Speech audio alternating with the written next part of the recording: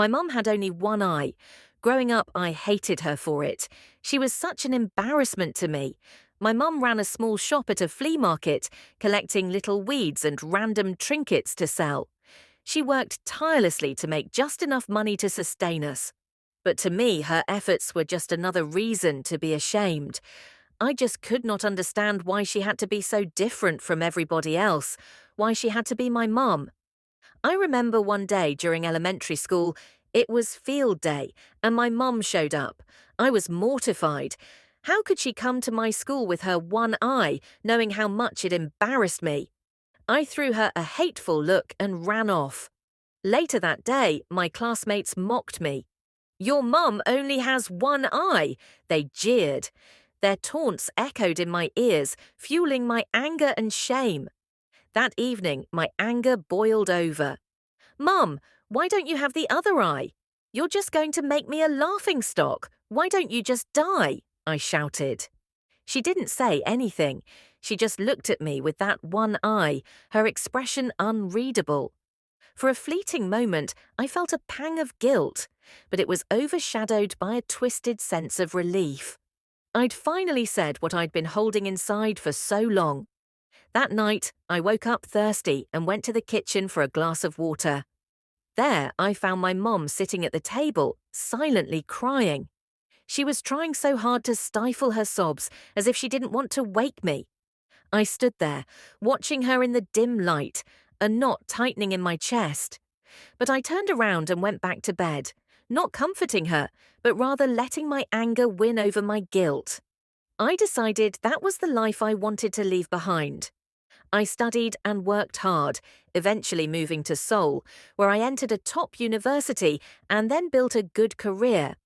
I got married to a beautiful woman, bought a house, and had children of my own.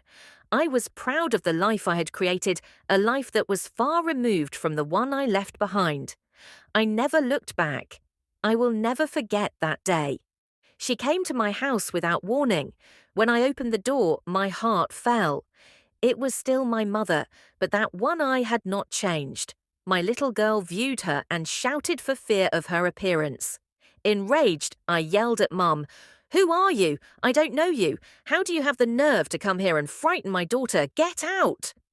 My mother stood there silently, then muttered, "I'm sorry, I must have the wrong address," and left. I felt relieved. She didn't recognize me. I told myself it was for the best and resolved to forget the encounter. Years later, I received an invitation to a school reunion. After much deliberation, I decided to go. I lied to my wife, telling her it was a business trip, and headed back to my hometown. Out of curiosity, I visited the old, run-down house where I'd grown up. Inside, I found my mother lying on the cold floor. She had passed away. In her hand was a letter addressed to me. It read, "My dearest son, I think my life has been long enough now. I won't visit Seoul anymore, but would it be too much to ask if you could come see me once in a while? I miss you so much. I was so happy to hear you were coming for the reunion, but I decided not to go to the school, for you. I am really sorry that I only have one eye and have been such a nuisance to you.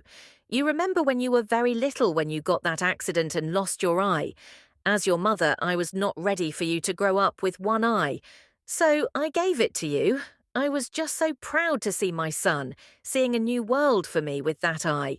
I never got mad at you for anything you said or did. I always thought it was because you loved me. I miss the times when you were little and still around me. I miss you so much. I love you. You mean the world to me. Love, Mum." The letter slipped from my shaking hands as I fell to the floor. My entire world shattered at that moment. I had spent an entire lifetime resenting the person who gave me everything, be it to be able to see or any other gift. She had sacrificed everything, endured everything for me, and I had repaid her with hatred and neglect. Tears streamed down my face as I realized the depth of her love and the magnitude of my mistakes. There was no way to undo the pain I had caused her, no way to make amends. All I could do was cry and mourn the mother I had lost, a mother who had lived and died for me. Morale: never judge or hate anybody for his disability. Never disrespect your parents who sacrifice everything for their children. They give us life, love, and everything they have. They endure hardships silently, forgiving our mistakes and continuing to love us unconditionally. There is no way to repay them fully, but we can honor their sacrifices by giving them our time, love, and respect. Cherish them while you still can.